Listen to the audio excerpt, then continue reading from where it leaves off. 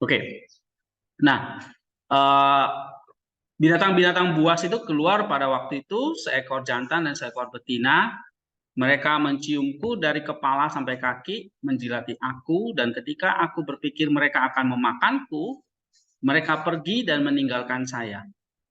Panjang malam, saya berbaring di sana dan tidak dimakan.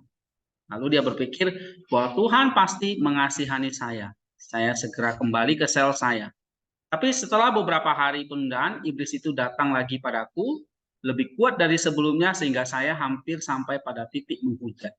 Dia mengubah dirinya menjadi seorang gadis berwajah terbakar yang pernah saya lihat di masa muda saya, sedang mengungut hasil panen waktu itu. Ya, sepertinya dia duduk di atas lututku dan begitu membangkitkan saya sehingga saya pikir saya telah berbaring bersamanya. Nah, jadi dia berjuang ya dengan gambaran fantasi dengan seorang wanita, seorang gadis yang dulu dia pernah ketemu. Ya, dan itu nggak pernah bisa hilang begitu. Oke, dalam kemarahanku saya menamparnya, dengan itu dia menjadi tidak terlihat. Percayalah, ketika saya katakan bahwa selama 2 tahun saya tidak tahan dengan bau busuk dari tangan saya. Ya, dia merasa jijik. Ya, nah, nanti di dalam Disavada itu ada salah satu cara untuk apa ya, hal-hal yang jijik seperti tadi kornea itu kita harus kayak merasa, maka Tuhan Yesus mengatakan ya, jika tangan kirimu menyebabkan apa? Kirimu ya kan tidak bisa masuk ke dalam kerajaan surga itu, dia suruh apa? Potong gitu. Atau matamu atau tanganmu kayak gitu ya. Nah, ini dia merasa jijik sekali ya. Sehingga dia kayak udahlah saya serahkan aja sama binatang, saya dimakan. Nah, ini salah satu merasa jijik dengan dosa yang diajarkan di sini ya. Kita perlu ngerti bahwa di sini kita merasa apa diajarkan jijik, ya kan? Di sini kita bersyukur. Jadi jijik misalnya terhadap logisme passion sin.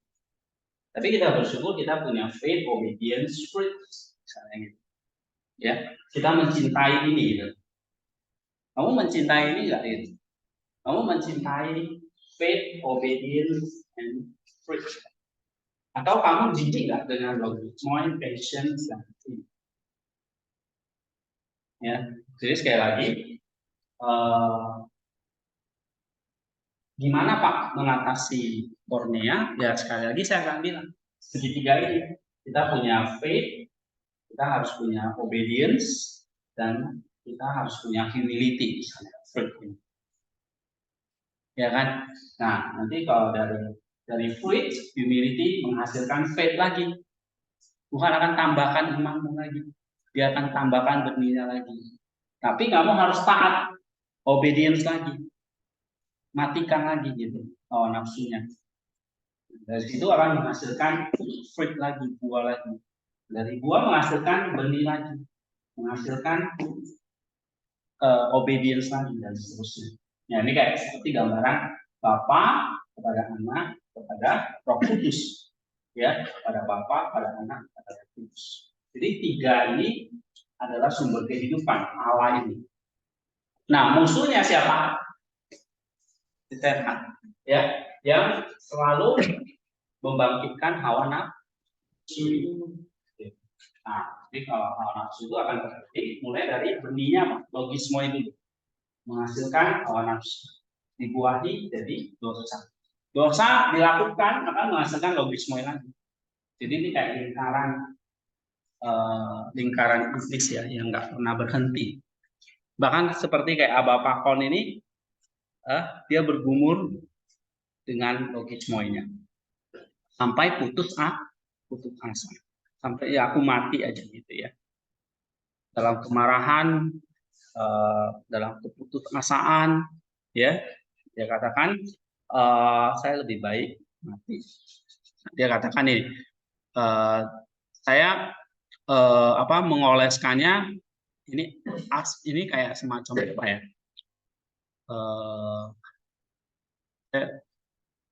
Dari tadi cari padanan Indonesianya apa gitu, nggak ketemu ya. Terus dia mengoleskan ke alat kelaminnya, ya. Terus supaya saya mati digigit ular. Nah, tetapi ternyata Tuhan tahu pergumulan dia. Dia pelihara, dia tidak digigit. Lalu Tuhan kasih dia satu suara di dalam pikirannya. Dia berkata begini, kembalilah Pakon, berjuanglah. Inilah sebabnya mengapa saya mengizinkan kamu untuk ditindas. Ya, jadi Tuhan izinkan dia ditindas oleh Bornea. Supaya apa? Supaya kamu tidak jadi sombong. Ya, supaya kamu tidak menganggap dirimu lebih baik daripada setan. Jadi kita nggak selalu lebih baik daripada dia. Dia lebih hebat dari kita. Jadi jangan sok-sok kamu bisa mengalahkan si setan dengan kemampuan, ya, oke. Tapi dengan cara ini supaya kamu lari mencari pertolongan Tuhan. Nah, ini Pakon baru sadar gitu ya. Oh iya, dia kembali lagi ke selnya. Ya, dia penuh percaya diri tinggal di dalamnya. Dia tidak khawatir lagi dengan pertempuran melawan perempuan.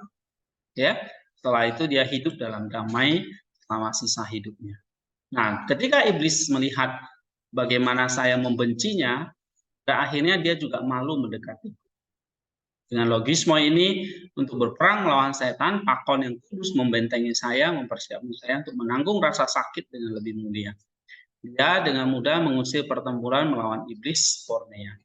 Oke, jadi kamu lihat salah satu yang kita bisa pelajari apa? Di sini kalau untuk bisa melawan ini ya kita butuh apa? Nah, kemarin kita lihat bagian kita adalah apa? Faith, obedience, ya kan? Nah, Allah akan memberi persetujuan. Tapi kita semua kerjakan di dalam apa? Bapa, Anak, dan Roh Kudus. Kan di dalam lingkaran ini. Oke, kalau misalnya kita ditanya, Pak, bagaimana menang atas Bornea? Ya nggak dengan lain, ya kamu harus mengandalkan iman. Percaya Tuhan akan selalu menolong. Faith. Terus kamu obediensi apa? Ya kamu harus bisa kontrol, mengendalikan diri, baca Mazmur, kalau pikiran itu datang, prayer, atau kamu pakai kayak tadi Pakon merasa jijik, ya kan? Kalau perlu kamu menampar dirimu, memukul kepalamu dan sebagainya. Jadi ada hal-hal yang banyak cara kita. Atau kayak Yusuf itu apa? Dia kabur ya kan? Dia melarikan diri. Oke? Nah, obedience. Nah, dari situ Pakon itu akhirnya menghasilkan fruit apa? Dari cerita itu. Oh, dia sadar. Dia harus humility. Dia nggak bisa berjuang sendiri. Dia butuh pertolongan Tuhan. Tapi dia sempat putus asa nggak? Sempat mau mati gitu ya. Biar aku digigit ular lah, biar binatang buas dan sebagainya. Oke, nah ini salah satu cerita yang menarik ya. Kemudian kita lihat lagi cerita lain. Ini udah direkam ya tadi ya. Oke, ada pertanyaan? Oh iya, sorry tadi nggak direkod ya. Atau kalian bisa bantu saya record ya? Ada nggak di sini? Biasanya dulu ada alat record itu. Di laptop atau di mana? Enggak ya? Enggak ada yang record ya tadi ya. Nah, mengenai logisme yang sama, ada seorang penatua berkata begini.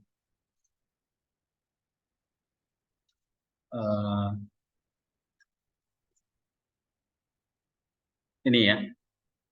Ada seorang penatua berkata, perhatikanlah hal-hal ini sampai mati dan engkau akan diselamatkan.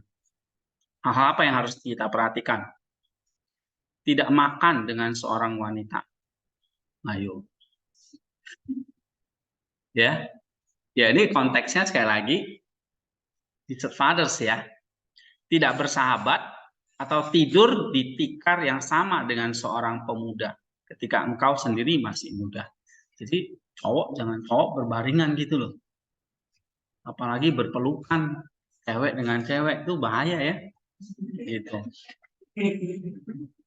Oke, karena akan memicu apa? Logis lain. Oke. Kecuali dengan saudara lah ya atau sesama apa. Kemudian, nah ini tadi yang menarik. Kamu punya rasa takut ya, dan ini rasa jijik misalnya. Dan rasa jijik terhadap apa? Tadi sesuatu yang sebetulnya nikmat gitu. Ya. Kalau kita lihat banyak pertapa-pertapa itu dia akan lihat kesulitan itu adalah rasa manis. Tapi kenikmatan itu adalah rasa jijik. Jadi kalau mereka lihat makanan yang enak, itu mereka lihatnya dengan rasa jijik. Kenapa? Karena mereka akan terjebak di dalam logisme apa? Glutoni nanti. Nah, jadi segala sesuatu yang berbau hawa nafsu itu adalah rasa jijik. Kemudian jangan biarkan matamu menggembara ketika engkau mengenakan pakaian. Jika tidak dapat dihindari, terimalah sampai 3 gelas anggur dan janganlah kamu melonggarkan larangan demi persahabatan. Janganlah tinggal di tempat di mana kamu telah berdosa terhadap Allah. Jangan meremehkan liturgi kamu, supaya kamu tidak jatuh ke tangan musuh-musuhmu. Paksalah diri kamu untuk merenungkan Mazmur, karena hal ini akan melindungi kamu jatuh ke tangan musuh. Cintailah segala sesuatu yang menjijikkan atau memalukan, dan hawa nafsumu akan direndahkan. Nah, ini dia. Jadi segala sesuatu yang menjijikkan itu apa? Nah, yang menjijikkan misalnya. Kayak tadi kan pornia itu sesuatu yang menjijikkan. Nah, itu kamu harus cintai. Atau sesuatu yang memalukan. Ya. Dan maka hawa nafsumu akan direndahkan. Berhati-hatilah untuk tidak mengukur diri sendiri dalam hal apapun. Berusahalah untuk menyesali dosa-dosamu. Jagalah dirimu dari kepalsuan, karena hal itu akan mengusir rasa takut akan Allah dalam dirimu. Ungkapkanlah logismoimu kepada para bapa, agar perlindungan Allah menaungi kamu. Jadi ini salah satu cara juga. Ini kan bapa kepada anak, kepada Roh Kudus, ini satu persekutuan Tritunggal kan gitu ya. Kita juga diajak untuk bersekutu, berrelasi dengan sesama. Karena Allah juga berrelasi dengan Sang Bapa dan Roh Kudus. Ya, kita juga berrelasi dengan Bapa dan sesama kita gitu. Nah, jadi kalau di Setfada itu mereka kadang-kadang tarik atau datang mengungkapkan dosa mereka kepada spiritual fathers ya. Ya, wajibkanlah dirimu untuk melakukan pekerjaan tanganmu, maka takut akan Allah akan hidup di dalam diri. Nah, itu nasihat-nasihatnya yang harus apa? Diperhatikan sampai engkau mati gitu. Ya. Ingat apa yang rasa jijik tadi, misalnya salah satu yang kita mesti kembangkan ya, rasa jijik terhadap dosa itu. Jangan kamu terbalik, kamu malah misalnya di sini kamu menganggap oh ini biasa gitu, nggak ada rasa jijik lagi, atau kamu malah rasa nikmat, ya kan? Jijik apa nikmatnya kan suka kayak gitu. Kalau jijik kan kalau lihat kayak kotoran itu kan jijiknya, takut apa maksudnya bau dan sebagainya. Ini sesuatu yang bau. Ya. Nah, kita disuruh untuk punya rasa jijik terhadap dosa.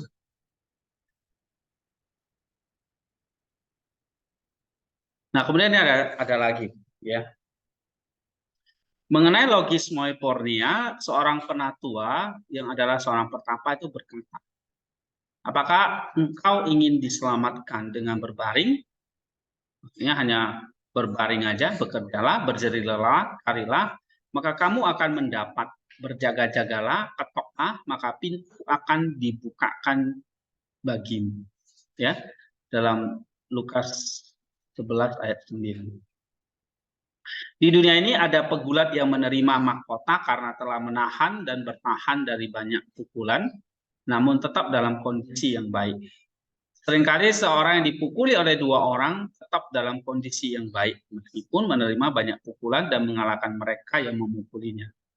Apakah Anda melihat bentuk tubuh yang luar biasa yang mereka pertahankan dengan memenuhi kebutuhan daging? Apakah Anda juga demikian? Berdirilah dan tetaplah dalam kondisi yang baik, dan kemudian Allah akan memerangi musuh atas nama Anda. Apa artinya ini? Kita diajarin apa? Untuk obedience di sini kita diajarin apa? Kayak seorang apa? Pegulat atau petinju itu ya. Udah dipukulin babak belur, tapi tetap berdiri. Benar ya? Tetap bertahan gitu. Maka dalam Lukas 11 ayat 9 itu, bekerjalah, berjadi lelah, tariklah, cekoklah, berjaga-jagalah, maka pintu akan dibukakan bagimu. Jadi waktu kita mengerjakan obedience ini ya, kita ya kayak berdarah-darah gitu ya. Nggak enak.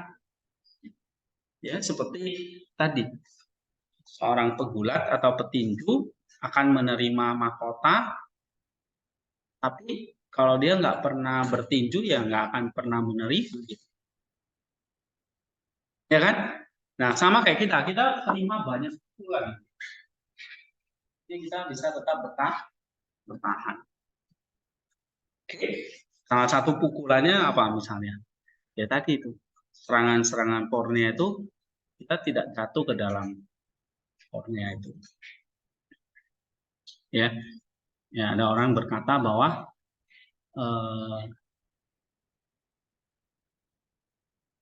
jatuh itu adalah bagian dari kehidupan. Ya kan? Tapi kita bisa bangkit. Ini merupakan semacam seperti seni ya dalam hidup. Tahu seni ya.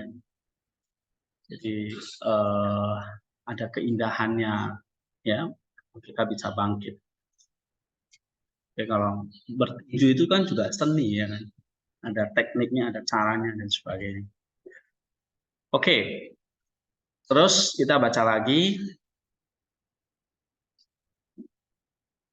Coba baca Sutriska. Ini seorang saudara yang lain diperangi oleh Kornelia, bangun di malam hari ingin mendatangi seorang penatua dan menceritakan tentang doksanya. Penatua itu memberinya keberanian dan ia kembali ke sini dengan Tuhan. Tapi di sini kekurangan mulai terjadi lagi. Dan sekali lagi ia datang kepada penatua itu dan hal ini dilakukannya berkali-kali. Penatua itu tidak memisahkannya, tetapi mengucapkan kata-kata yang bermanfaat kepadanya dengan berkata, janganlah engkau memberi sedikit pun, tetapi datanglah ke sini setiap kali setan itu mengganggu dan celah-celah dia karena dia akan menunduk jika dicela seperti itu. Hal ini karena tidak ada yang lebih menjijikan pada setan Kornelia daripada perbuatannya yang disimpulkan, dan tidak ada yang lebih menyenangkan baginya daripada semua yang dirahasiakan. Beberapa kali saudara itu mendatangi penatua itu untuk dirinya sendiri melakukan lobisme. Akhirnya saudara itu berkata kepada penatua itu, atas amamu, Abah, ucapkanlah sebuah pepatah itu. Bergembiralah anakku, kata penatua itu kepadanya. Jika Allah mengizinkan lobisme, saya datang kepada Anda tidak dapat memenuhinya, tetapi akan turun jauh lebih rendah. Karena kerendahan hati yang luar biasa dari sang penatua, peperangan saudara itu pun berhenti setelah ia mengatakan begitu. Oke. Nah, gimana kita bisa obedience di sini? Kalau kita diserang oleh kornea, apa yang dilakukan oleh seorang saudara ini? Dia datang, dia ceritakan. Ya kan? Karena setan itu suka yang rahasia-rahasia ya. Dia nggak suka sesuatu yang ungkapkan digembor-gembor gitu. Jadi kita suka menyimpan rahasia, menyimpan dosa, itu setan tambah suka. Ya. Nah, sampai berapa kali saudara itu datang ke petua atau penatua itu? 11 kali ya. Bolak-balik datang lagi, kena lagi sampai 11 kali. Nah, akhirnya Sang penatua itu malah mengatakan, bergembiralah anak. Ya, jadi bersukacitalah. Jika Allah mengizinkan logismos saya datang kepada Anda tidak dapat menanggungnya, tetapi akan turun jauh lebih rendah. Jadi makin sering diceritakan, makin sering justru setan akan makin nggak berani gitu. Ya, karena di sini dikatakan kamu punya kerendahan hati yang luar biasa. Maka peperangan itu akan berhenti. Ya, jadi kita cari pertolongan kepada Allah dan cari pertolongan kepada saudara, gitu ya. Kalau saling mendoakan dan sebagainya itu baik sekali, ya. Oke, jadi kalau kita bisa obedience, ya kita juga mengandalkan di sini apa kerendahan hati. Ya.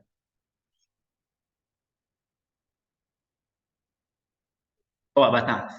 Antum, seorang saudara diganggu oleh Kurnia dan perangan di dalam hatinya bagaikan api yang menyala siang dan malam. Saudara itu memberikan perlawanan yang kuat untuk tidak menyerah pada logismos. Dan setelah waktu yang cukup lama, peperangan itu sudah tidak memiliki kekuatan untuk mencapai apapun. Berkat kesabaran saudara itu dan dengan segera ketenangan masuk ke dalam hatinya. Iya. Jadi kalau kita diserang kornea, ini terjadi peperangan di dalam hati. Ya enggak ya? Ya enggak kan gitu ya. Mau turuti Allah atau turuti nafsu nih. Nah, ini kayak ada api yang menyala siang dan malam. Nah, satu sisi kan tadi kalau kita lihat kita dituntut apa? Penyaliban kan? Ya. Kita percaya kepada Allah yang punya power. Sudah cukup. Ya. Tuhan kasih kamu peperangan ini. Ya. Tuhan kasih kamu peperangan, misalnya apa? Kornea. Nah, peperangan di dalam hati. Kita tinggal mau pilih, mau menyalibkan atau kita mau terus berfantasi, sehingga menjadi ya. Nah, ini peperangan di sini. Oke. Nah, lalu saudara itu menasihatkan gini, kasih perlawanan yang kuat, put up strong resistance, ya, kasih peperangan yang kuat, kasih resisten yang kuat. Apa? Untuk tidak menyerah pada logisme. Ya. Nah, kalau kamu terus memberi perlawanan, maka peperangan itu atau logisme itu akan hilang. Oke, coba lagi, Winda. Mereka juga mengatakan tentang dia bahwa roh Kornea yang sama beratnya dan keras menunjukkan kesia-siaannya di dunia kepadanya. Tetapi dia tanpa mengurangi rasa takutnya akan Tuhan atau ketapannya pergi ke kamarnya pada suatu hari untuk berdoa. Roh Kornea menampakkan diri kepadanya dalam bentuk jasmani dan dekat kepadanya. Sarah, engkau telah menaklukkan aku. Tetapi yang menjawab, bukan aku yang telah menaklukkan engkau, melainkan Kristus Tuhan dan Tuhan. Oke, jadi ini ceritanya ada Amasara yang juga diserang oleh roh Kornea. Ya, dalam bentuk dia kadang berfantasi ya, dalam bentuk jasmani dan sebagainya. Kalau kita lihat Abba Novel kemarin ya ada kan, jelas terlihat itu perempuan ya. Nah, Sarah mengatakan, Sarah, engkau telah menaklukkan aku. Ini roh Kornea yang mengatakan, ya. Tapi Sarah menjawab apa? Bukan aku yang menaklukkan engkau, tetapi Kristus. Ini memang nanti kalau kita lihat di sini bahwa buah ini ya nggak bisa. Ingat ya, yang kita kerjakan misalnya ini faith obedience ini nggak bisa dilepaskan dari apa Bapa dan Roh Kudus. Ya. Jadi kalau kita bisa punya iman yaitu karena Allah. Kita bisa taat yaitu karena Allah. Kita bisa punya fruit yaitu ya karena Allah. Ya. Oke, ya. Coba baca.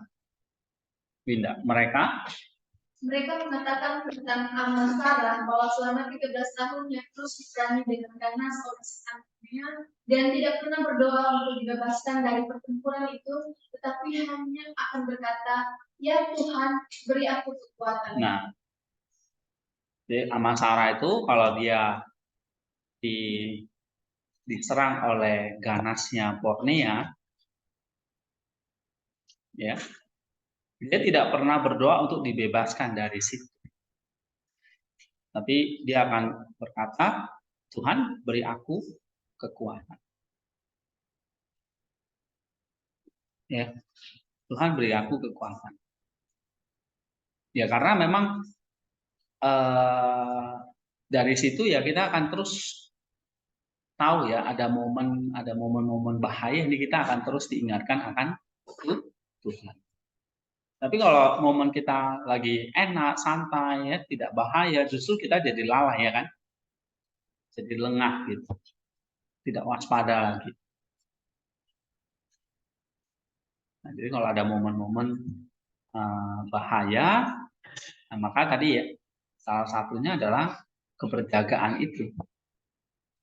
Maka kita akan bisa mengatakan, aku selalu dalam keadaan bertempur, bahaya ini. Seperti Ahmad Sarah mengatakan, aku nggak pernah berdoa untuk dibebaskan dari pertempuran. Tapi aku selalu berdoa, Tuhan beri aku kekuatan untuk bertempur. Nah itu. Oke.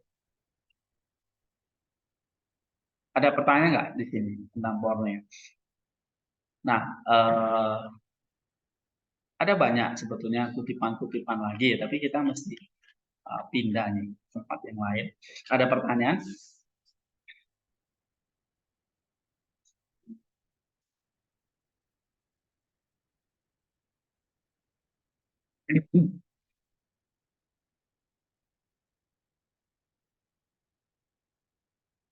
Tentang Borneo ini ada? Jadi kalau misalnya kita bisa simpulkan, bagaimana ini? Kita kalau misalnya ditanya, bagaimana kita mengatasi kornea kita?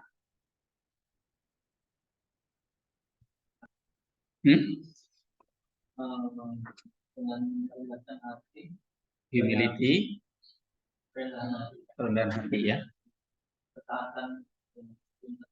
ketaatan, terus apa lagi? melawan, Perlawanan, memberi perlawanan ya. Ada lagi yang lain?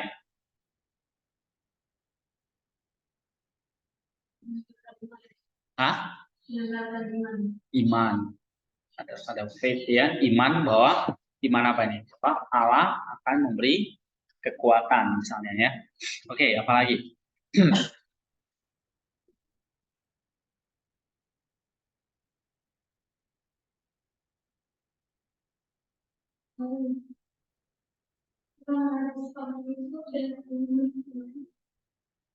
Iman, rendahan hati, ketaatan,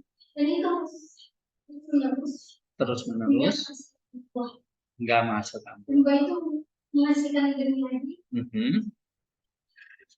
Kembali lagi. Taat lagi. Ya karena logisme kamu kan, Borneo itu kan nggak cuma perang hari ini doang ya. Jadi harus terus menerus ya. Misalnya kalau kita mau berjuang ya, nanti punya faith, obedience, baru ya humility, faith lagi, obedience lagi, humility. Ya. Faith itu berarti kamu percaya, ya Tuhan akan menolong kamu. Tapi kamu perlu melawan ini, obedience, ya kan? Nah, minta pertolongan Tuhan dalam kerendahan hati. Dari situ Tuhan akan tambahkan lagi apa? Fitmu lagi, minta lagi. Nanti mungkin makin ini misalnya ini ya, makin intens yang mengerjakan, ini enggak tinggal diam, ini akan makin intens. Kenapa? Karena iblis itu pencemburu. Ya. Ini kayak sebuah pertempuran tadi. Oke. Apalagi yang menarik tadi? Kalau saya Pak, itu jangan menyimpan rahasia ketika mengalami kurnia itu. Jadi kalau sudah mengalami hal tersebut, maka ada kalanya kita juga harus menyerahkan ke orang-orang yang bisa mengatasi masalah. Dan kemudian kalau memang tidak bisa menyampaikan kepada sesama orang yang bisa menyelesaikan, ada kalanya kita menyampaikan kepada Tuhan seperti dengan catatan terakhir itu kita minta kepada Tuhan kekuatan supaya kita bisa melawan kurnia itu. Iya, karena iblis suka yang rahasia-rahasia. Kalau kita nggak berani ungkapkan, ya maka ya kadang mungkin kita malu gitu ya, maka mungkin dari rasa sahabat atau pertolongan ya dari orang-orang yang bisa menolong itu. Ya saya kira itu benar ya, tadi kan dikatakan sampai 11 kali ya dia datang untuk mengujinya. Oke, apa lagi?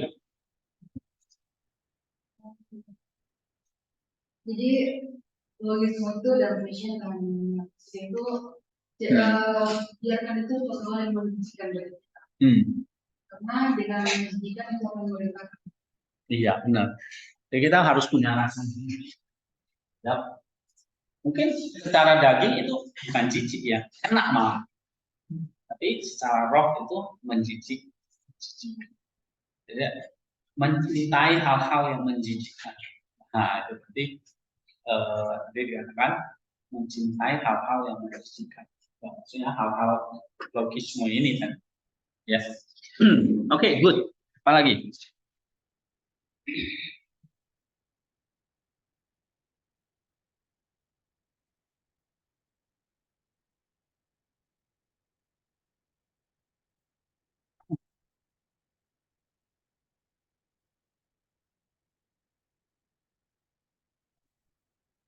Ada lagi?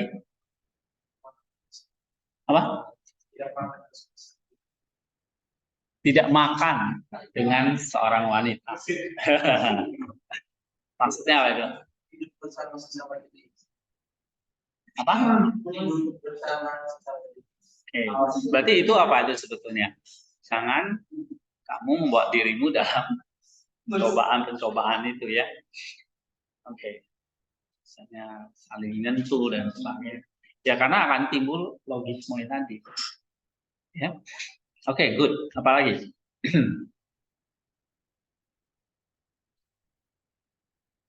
Nah, yang kemarin misalnya ini ya kan, ini udah kita bahas ya. Yang online ada tambahan? Salah satu perkataan yang penting itu kan kita harus menyadari ya bahwa pornia itu seperti physical death, kematian fisik. Ya. Terus kemarin ini Abba Mateus ya. Terus Abba Sirus mengatakan apa? Melarikan diri ya kan dari hidup dan bertekun dalam doa. Ya. Kemudian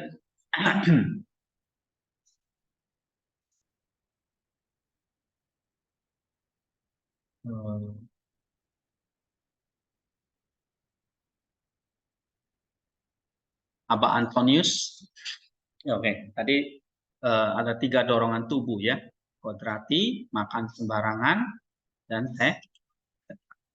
secara kodrati tadi ismoi, Christian, sini pasti kodratik. Ini natural kita. Ya. Nah, tapi kalau kita bisa faith, obedience, choice, ini masuk dari natural kita pun harus beyond menjadi sesuatu yang supranatural. Kenapa supranatural? Karena ini bukan mengandalkan kekuatan sendiri. Jadi faith, obedience ini adalah mengandalkan apa? Anugerah. Jadi sesuatu yang memang supranatural. Mungkin natural ya kita baca Mazmur biasa, kita baca.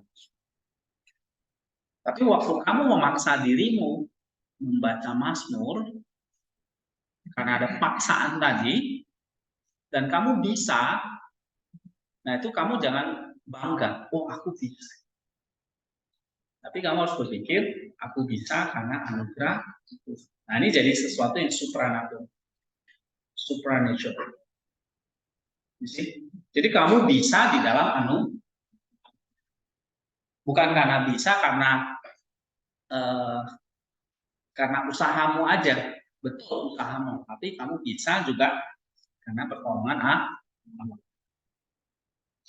Jadi kalau kamu bisa mengatasi logis ini, ya kamu memang harus ada bagian kita mengatasi yang misalnya tadi memberi perlawanan gitu ya. Tapi ini adalah tadi kata Amasara itu apa? Bukan aku, kan? Tapi Kristus yang memberi kekuatan. Nah, jadi something yang supranatural gitu. Atau seringkali kita sesuatu yang mistik. Ya. Sesuatu yang mistik. Mistik itu bukan mistik dalam pengertian, tapi ini sesuatu yang misteri ya. Karya Allah yang memang kita tidak bisa selami. Ya.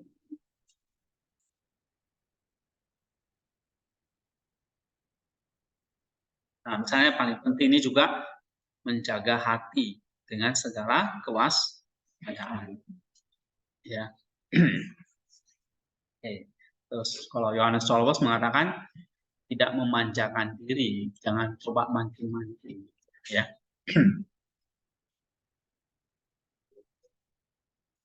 Oke, ada lagi? Dari online ada?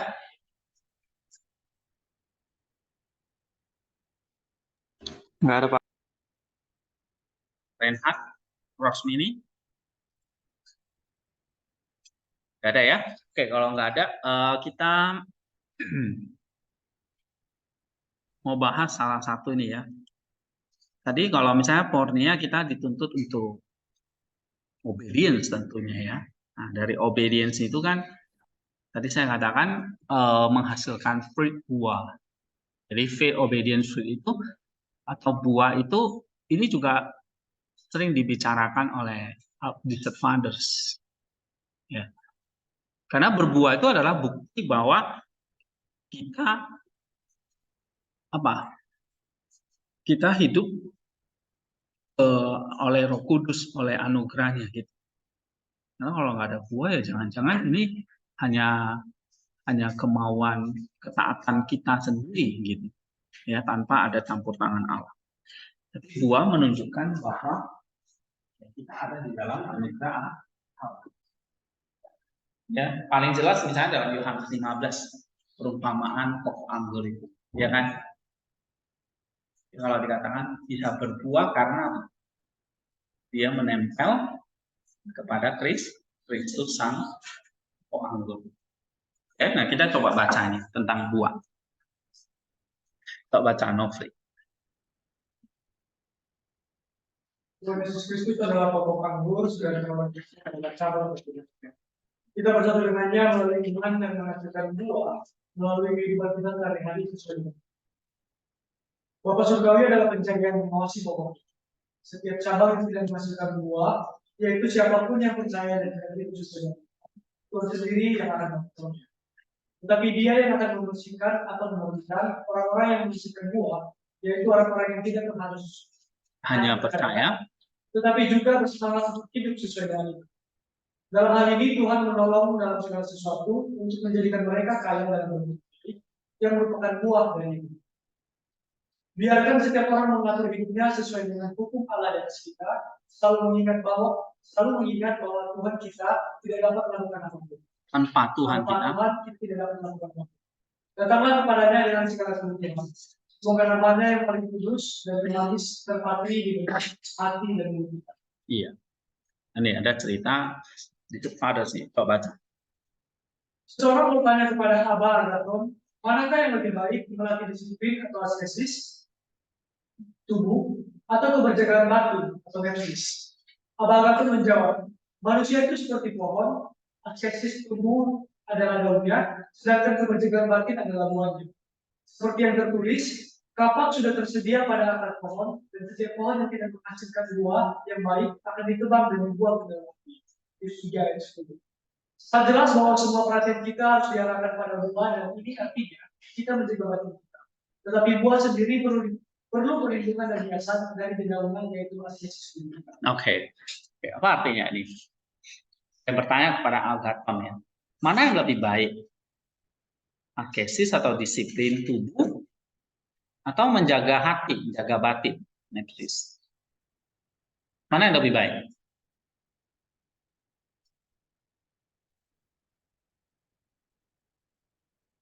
Dua-duanya. Hah? Dua-duanya. Dua-duanya. Nah, Agathon menjawab apa? Kayak tadi pohon tadi ya. Askesis itu apa? Daunnya. Jaga batin, buahnya. Ya. Oke. Jadi maksudnya kalau kamu menghilangkan salah satu, ya nggak jadi. Buah nggak bisa ada tanpa daun, ya kan? Daun nggak bisa ada tanpa pohon. Tapi ada pohon, ada daun, nggak ada buah, nggak ada hasilnya, percuma. Maka Tuhan Yesus mengatakan ranting yang nggak berbuah akan dipotong. Jadi buah itu menunjukkan kamu menunjukkan kamu diselamatkan, tidak dipotong, right? Ya. Tapi di sini dikatakan ini, kapak sudah tersedia. Apa fungsi kapak? Motong kan? Jadi kalau pohon tidak menghasilkan buah, akan ditebang dan dibuang ke dalam api. Ya, maka saya bilang nih, obedience ini ya penting tiga-tiganya. Atau seperti Bapa, Anak, dan Roh. Hilang salah satu ya bukan Allah lagi. Ya. Maka kalau orang nggak percaya kepada Allah Tritunggal itu ya sebetulnya dia bukan Kristen, ya kan? Hanya percaya Yesus saja, nggak percaya ada Roh Kudus atau Bapa. Oke, seperti banyak ajaran-ajaran sekarang istilahnya itu oneness. Allah Tritunggal. Ya. Bapa itulah Yesus, Anak itulah Yesus, Roh itulah Yesus, pokoknya semuanya Yesus. Ya. Nah itu bijak gitu ya. Oke. Nah itu akan seperti ada kapak yang nanti tinggal dipotong, dibuang. Sama seperti ini. Mana yang lebih baik, askesis atau nepsis? Oh askesis Pak, nepsis nggak perlu. Nah itu salah itu. Ya itu kayak kapak kamu potong aja, kamu tinggalin aja ajarannya. Ya, kalau nggak kamu sendiri yang dikapak nanti. Oke. Nah jelas bahwa perhatian memang harus diarahkan pada buah. Artinya kalau kamu melakukan askesis, kamu akan makin waspada nggak? Gitu. Ya kan? Kamu makin taat menghasilkan buah nggak? Menghasilkan nepsis nggak? Lah gitu. Ya. Buah perlu perlindungan.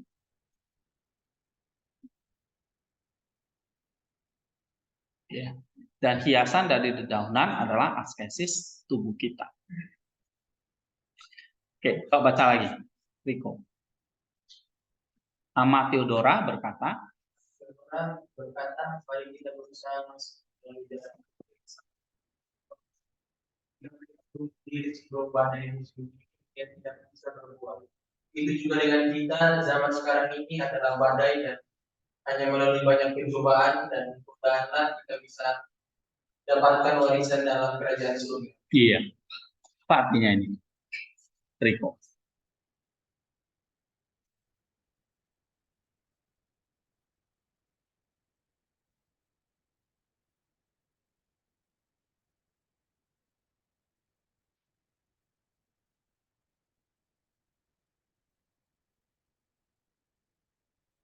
Hmm?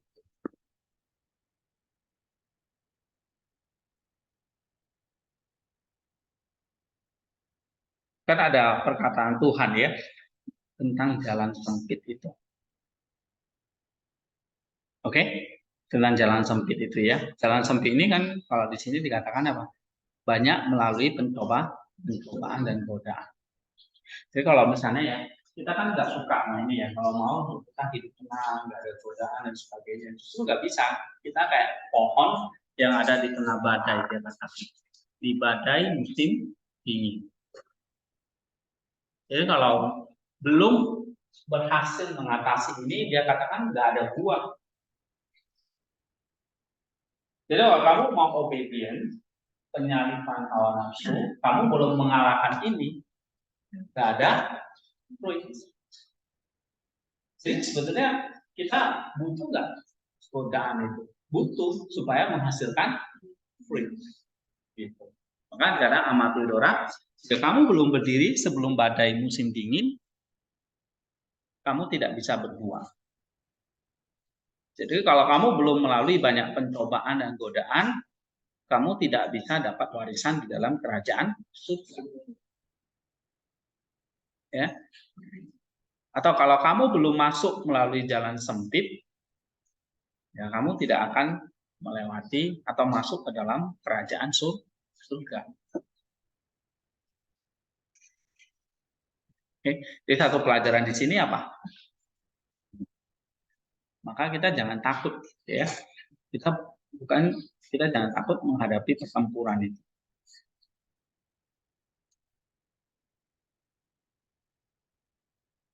Pak Bata, Christoph, Abba Timotius,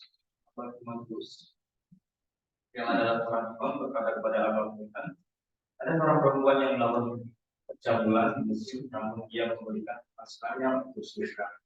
Abah Muhammad berkata, dia tidak akan terus melakukan percabulan pembuatnya muncul dari dirinya. Dalam darinya. Dalam dirinya. Dalam dirinya. Sekarang ibu dari Abah Muhammad datang ya.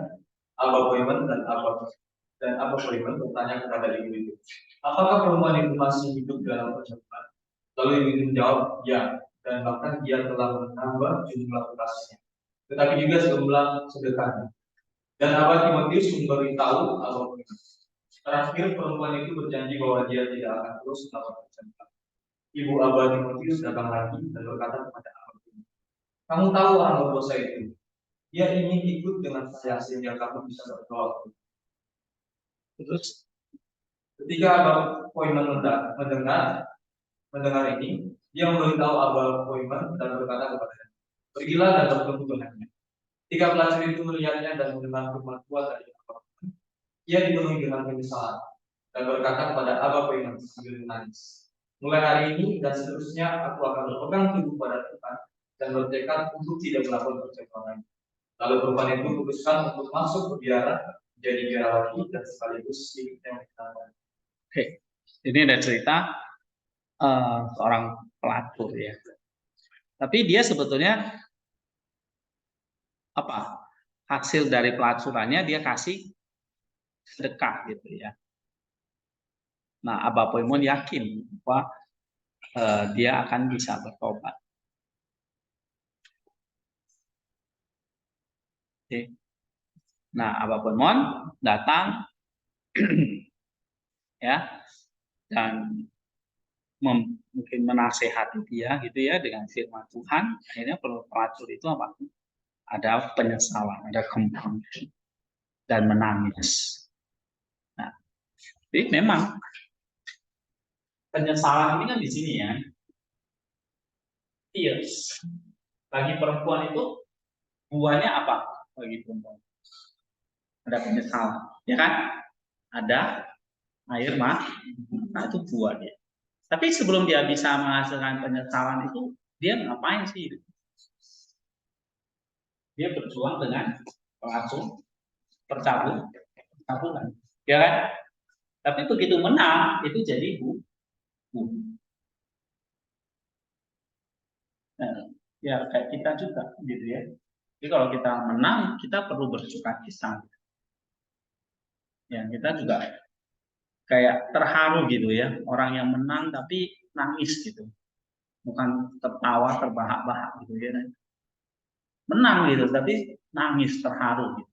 Nah, sama seperti perempuan itu nangis ya, compunction, tapi sebetulnya dia menang, ya kan? Dia menghasilkan buah penyesalan tadi, compunction tadi. Terus tears, menangis ini, itu buah pertobatan dia. Tapi sebelumnya dia sudah bergumul dengan masalah kornea yang tercabut. Ya, kita perlu celebrate kalau kita bisa menang. Tapi celebrate-nya itu ya celebrate tears tadi, merayakannya, bersukacita. Tapi bersukacitanya ya di dalam roh kudus tadi, bersukacita di dalam kemenangan, dalam function, dalam kudus. Sebab apa? Sebab kita sudah menang atas dosa. Kita menang atas dosa, dan kita bukan celebrate dalam pengertian kita sombong, kita berbangga, kita kuat. Justru kita terharu ya bahwa Tuhan masih menerima saya, gitu. Tuhan masih memberi saya kesempatan, Tuhan masih memberikan saya air mata untuk bertobat. Nah itu kita mesti celebrate, kita mesti bersyukur. Oke. Oke, ada yang mau tambahkan? Silakan loh kalau ada, jangan malu-malu. Nah, dari kemarin kalian lebih banyak pasif, ya. Ini kayak ngajarin patung.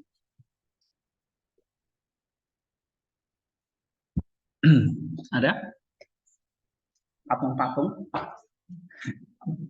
patung-patung yang hidup ini. So, kalau dari kita ini ya, dari pelacur ini, buahnya apa? Compunction tadi, tears tadi, ya kan? Tapi nggak ada buah kalau dia belum menghadapi pencobaan itu, misalnya kayak percabulan tadi. Jadi nggak ada kata terlambat untuk bertobat gitu. Ya, nggak ada kata saya nggak bisa untuk bertobat. Oke, ketika kita menjadi cabang pohon spiritualitas Kristus, maka kita dituntut untuk berbuah pertobatan melalui compunction, tears. Ya, kemudian kita jaga pertobatan itu dengan nepsis tentunya, ya, dan askesis. Sehingga kita berbuah, sebab semakin kita berbuah, para pencuri itu tidak akan diam. Ya, memang kita bisa jatuh lagi gitu ya. Sebab ya tadi hari ini bertobat kan belum tentu besok juga nggak ada ini ya kan. Tapi ini kita harus lihat dalam konteks kita obedience. Baru ada kemenangan dan freedom. Tapi ingat, kamu mesti sadar bahwa pertempuran kita tuh nggak akan habisnya, akan terus ada. Ya, sebab ya tadi setan itu akan terus menyerang kita. Ya, pencuri itu tidak akan diam, dengan segala pencobaan dan godaan akan datang menyerang kita. Tapi kita tidak perlu khawatir sebab ada sang pemilik pohon yang senantiasa menjaga kita. Oke, ini ada 2 cerita ya, 3 cerita bahkan ya dari cerita ini. Nah kalau misalnya saya tanya, jadi buah itu apa sih sebetulnya? Ya, hasil itu apa sih sebetulnya?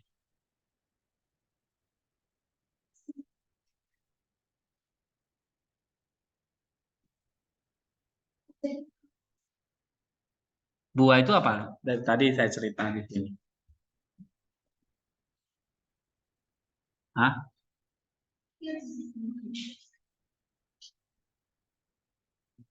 Apa? Buah. Iya. Iya, pertobatan. Oke, apa lagi? Apa? Jadi buah ini sebetulnya apa? Hah? Sadar akan dosa-dosa dan kebenaran. Sadar akan dosa. Jadi buah itu sebetulnya adalah kamu tenang, adalah pencoba. Ide itu tabulan lah dan sebagainya, ya. Dan kamu bisa menang.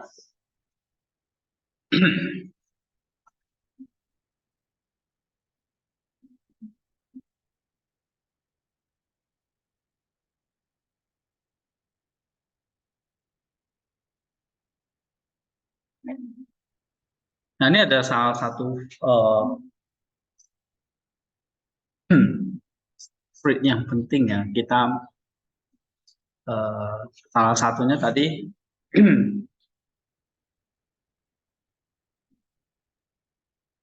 coba baca ini ya. Matius 8 ayat 7. Orna. Jika memang kamu memiliki manusia ini yang menghendaki yang adalah kebersihan dan bukan kesalahan. Tentu kamu tidak mempunyai orang yang tidak bersalah.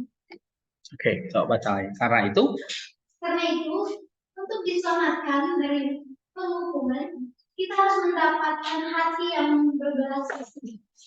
Hati yang berbelas kasih tidak menutup dan menyesatkan aturan hukum. Alih-alih menghakimi, yang merasa kasihan dan akan lebih cepat menangis daripada mencela dan menghakimi. Sungguh dosa penghakiman adalah buah dari hati yang tidak berbelas kasih, yang suka meremehkan atau merendahkan sesamanya, menghitamkan atau menjatuhkan nama sesamanya, menginjak-injak kehormatannya. Ini seperti pembunuhan dan dilakukan dalam roh. Orang yang adalah seorang pembunuh sejak awal yang menghancurkan. Di sini juga terdapat banyak fitnah yang berasal dari sumber yang sama. Karena itulah disebut iblis, si pemfitnah, penyebaran fitnah di mana-mana. Bila kita bangkitkan rasa belas kasih dalam diri kita setiap kali keinginan jahat untuk menghakimi dan menjatuhkan orang lain datang atas diri kita. Kemudian berpalinglah dalam dosa kepada Tuhan dengan hati yang belas kasih agar Dia mengampuni kita semua. Tidak hanya pada orang yang kita ingin fitnah, tapi juga pada diri kita dan golongan jahat. Oke, jadi di sini diajarkan bagaimana kita punya hati yang belas kasih. Ya.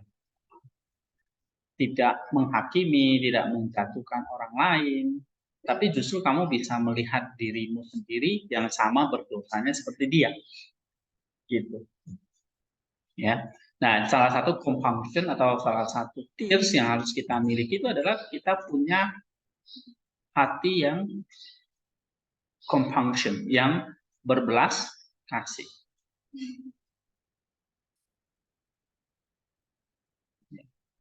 Nah, di sini kalau di Father salah, kita diajak untuk menangisi dosa-dosa kita sendiri, bukan menghakimi.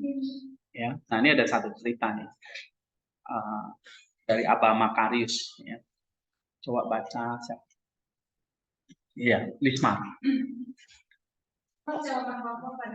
Yang keras, yang semangat. Salah seorang bapak pada guru yaitu Abba Makarius berkata, jika kamu melihat ke cermin dan mengamati dirimu sendiri, maka cermin itu akan memberitahu kamu tentang kecantikan atau kejelekanmu sendiri. Kamu tidak bisa menyembunyikan apapun darinya, dan cermin itu juga tidak akan berbohong kepadamu dengan cara apapun. Tidak, sebab cermin itu menghasilkan gambar seperti aslinya dan memantulkan kembali gambar kamu sendiri dan memproduksi semua fitur dan karakteristik dirimu sendiri. Jika kamu tersenyum, kamu akan melihat senyummu sendiri seperti apa. Ia akan menunjukkan kepada kamu warna rambutmu dan penampilan kamu yang sebenarnya. Hal yang sama pada saat penghakiman akhir nanti kamu tidak bisa lari daripada. Oke, jadi kita diajak untuk bercermin. Penghakiman itu Sebentar. Kita diajak untuk apa? Bercermin. Kamu bacanya yang lancar, udah besar. Baca masih salah-salah. Kita diajak untuk apa? Bercermin. Kenapa bercermin? Hah? Oke.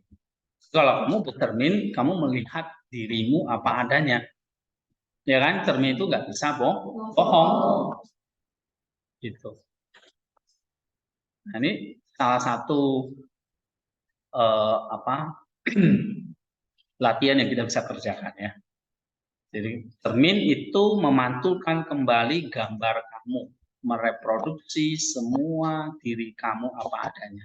Nah, kalau kamu tersenyum ya di cermin itu juga kamu akan melihat dirimu tersenyum gitu. Rambutmu warna apa ya kamu akan lihat sebenarnya. Nah, ini maksudnya dia cerita nih, hal yang sama pada saat penghakiman akhir nanti. Kamu tidak bisa lari daripadanya. Ya. Oke, baca lagi. Jangan yang salah-salah. Nih, penghakiman. Penghakiman itu bukan cermin yang dibuat oleh manusia, tetapi perbuatan-perbuatan kita sendiri yang telah terjadi dan mereka menunjukkan upah pada adanya. Kita tidak bisa melarikan diri dari mereka. Tidak mereka berdiri menegur kita tanpa perlu kesaksian orang lain.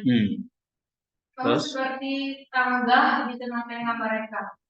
Kamu celaka dan kata-kata tidak akan membantumu. Itu adalah cermin dosa yang akan mengajarkan kamu semua dan itu terukir di hatimu seperti tempel,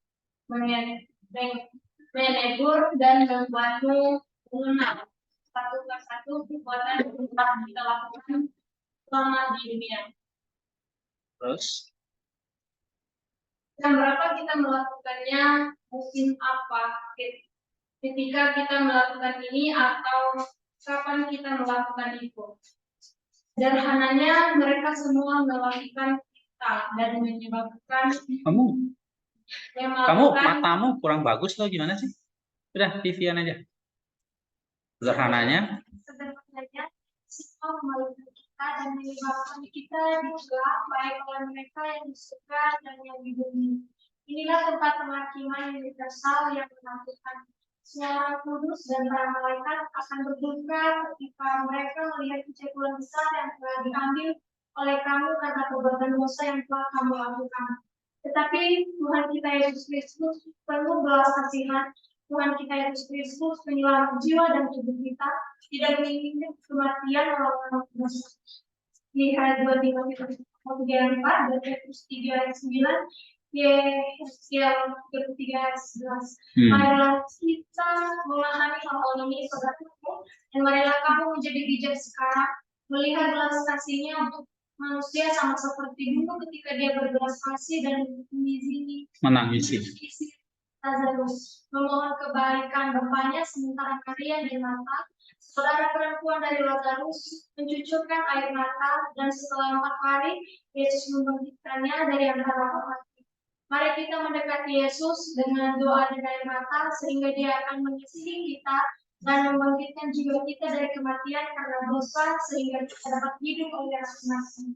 Oke, dari cerita Abah Makarus ini maksudnya gimana?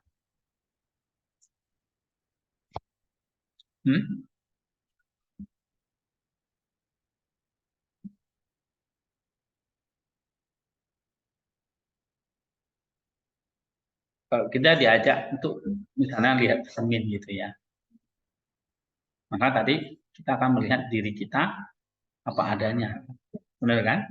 Nah nanti sama pada saat penghakiman nanti, kamu akan berdiri di hadapan Tuhan apa ada, tidak ada yang kamu bisa tutupi. Jam berapa kita melakukannya, musim apa dan sebagainya, kapan kita melakukannya, ya. Jadi sederhananya mereka atau dosa yang kita lakukan ini akan memalukan kita,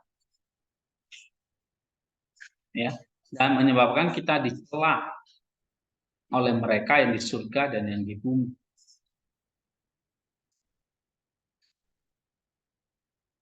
Ya, nah oleh sebab itu,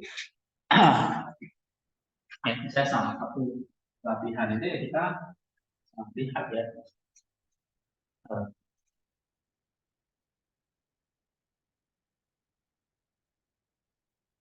Kita datang kepada Allah ya dengan apa adanya gitu. Jangan sampai nanti tunggu penghakiman. Ya kan? Nah, jadi cermin di sini mengajarkan kita membutuhkan belas kasihan dari Tuhan. Ya. Kalau misalnya kamu mau mengalahkan ini nggak bisa ditutupi, ini apa adanya. Mungkin orang lain nggak tahu, tapi Allah tahu ya. Nah makanya kalau Allah tahu itu ya kamu cuma compassionnya, compassionnya kamu ya, tapi compassionnya adalah dari Allah. Ya. Belas kasih itu seperti minyak gitu ya, yang menyembuhkan luka-luka kita.